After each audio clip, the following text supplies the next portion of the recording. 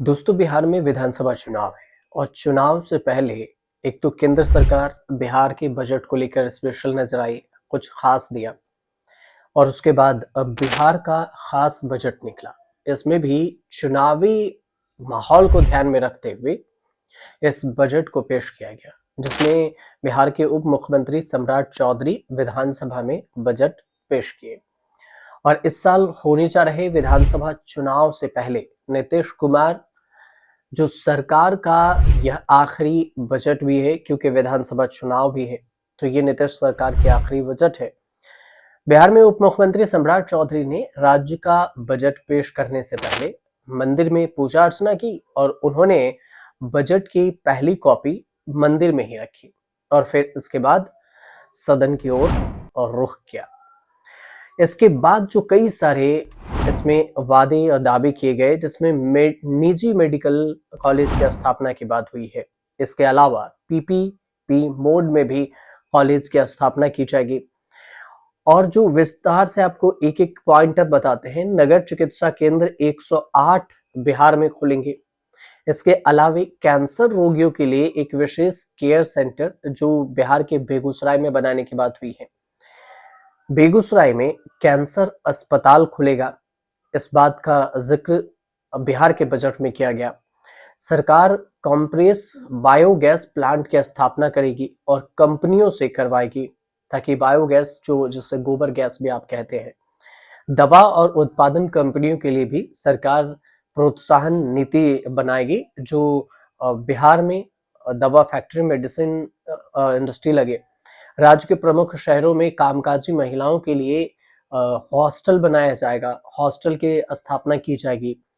इसके अलावे जो बिहार में और भी ऐलान किया गया, उसमें प्रवासी बिहारियों के लिए देश के कई शहरों में मदद के लिए एक केंद्र की स्थापना की जाएगी।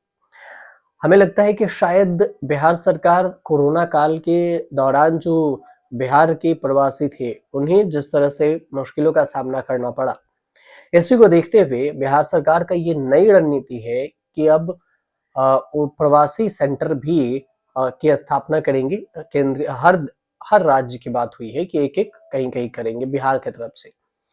बिहार सरकार का एक बड़ा ऐलान है छात्रवृत्ति को लेकर। छात्रवृत्ति दर को दोगुना किया जाएगा और मैट्रिक और इंटर के लिए दोगुना, अति पिछड़ा छात्रों के लिए भी छात्रवृत्ति की जाएगी, जो बैकवर्ड है उनके लिए। बिहार का कुल बजट 3,16,895.02 करोड़ रुपए के करीब रहा, जो कि 38,000 करोड़ रुपए से ज्यादा है। ये करीब करीब पूरा बताया गया। 8,800 करोड़ से ज्यादा राजस्व प्राप्त करने का लक्ष्य है, मतलब टैक्स से। अब पिछले वित्त वर्ष को अगर देखा जाए, तो इस वित्त वर्ष का जो बजट है 38,000 करोड़ रुपए से ज्यादा बढ़ा, जो सरकार ने ब्यौरा दिया है उस हिसाब से। तो फिर बिहार का कुल बजट आकार बढ़ गया 3,16,895.02 करोड़ रुपए। योजना पर जो खर्च होगी वो 1,16,000 करोड़ रुपए की बात कही गई है कि योजना पर हम खर्च करेंगे। स्थापना व्यय होगा जिसमें 2,135 करोड़ रुपए खर्च किए जाएंगे।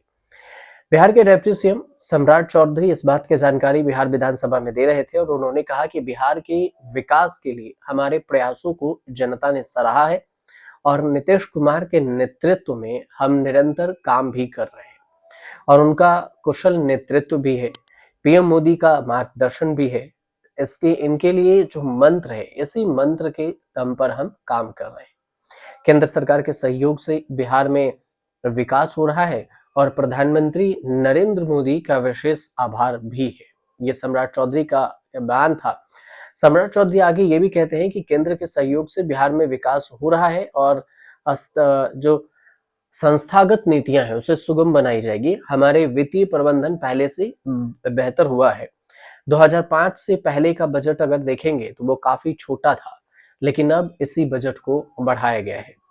बजट में 1543 करोड़ रुपए का ऋण भी बढ़ाया गया है। प्रस्तावित रखा गया है कि ये 1500 के करीब में ऋण देने के योग्य होगा। और सम्राट चौधरी 3,17,000 करोड़ रुपए का बजट पूरा पेश किए, जो बिहार विधानसभा में ये बजट पेश हुआ। डिप्टी सीएम है सम्राट चौधरी और बीजेपी से है नेता। बीजेपी ने 2 डिप्टी सीएम बनाया। बजट पेश कर रहे थे सम्राट चौधरी और विजय सिन्हा भी वहां पर थे। पूरे विधानसभा में एनडीए के घटक दल सभी मौजूद थे, जेडीयू के भी नीतीश कुमार। अब डबल इंजन की सरकार ने कहा है कि आगे ताकत बढ़ाने में काम करेंगे। ये भी बता दें कि बिहार सरकार का यह बजट सत्र 28 मार्च तक चलेगा और राज्य में इस साल के अंत तक ही विधानसभा चुनाव होने हैं। तारीखों का ऐलान अभी नहीं हुआ है। जो चुनाव आयोग है उसके तरफ से, उससे पहले ही नीतीश कुमार को लेकर कई तरह की कयासबाजी हो रही है।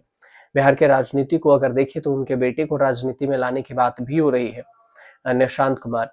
उधर ये भी बात हो रही है कि नीतीश कुमार को बीजेपी साइड कर देगी चुनाव जीतने के बाद। लेकिन ये सब कयासबाजी है। चुनाव के बाद क्या कुछ होगा ये तो आने वाला वक्त ही पता बताएगा। लेकिन फिलहाल जो बजट पेश किया गया, उस बजट में महिलाओं के लिए भी बहुत सारी चीजों का ऐलान किया गया है, जैसे छात्रवृत्ति है, छात्र हॉस्टल है। तो इन सारी चीजों में एजुकेशन पॉलिसी भी है। तो बजट में एक एक करके और भी पता चलेगा कि क्या क्या छात्रों के लिए और महिलाओं के लिए घोषित की गई है। लेकिन देखा जाए तो और ज्यादा फोकस महिलाओं पर जरूर रहा है इस बजट का। तो अब इससे फायदा क्या होगा चुनाव में ही पता चलेगा। लेकिन फिलहाल आपको जानकारी सही पहुंच रही हो तो हमारे चैनल को सब्सक्राइब कीजिएगा, शेयर कीजिएगा और कमेंट कीजिएगा।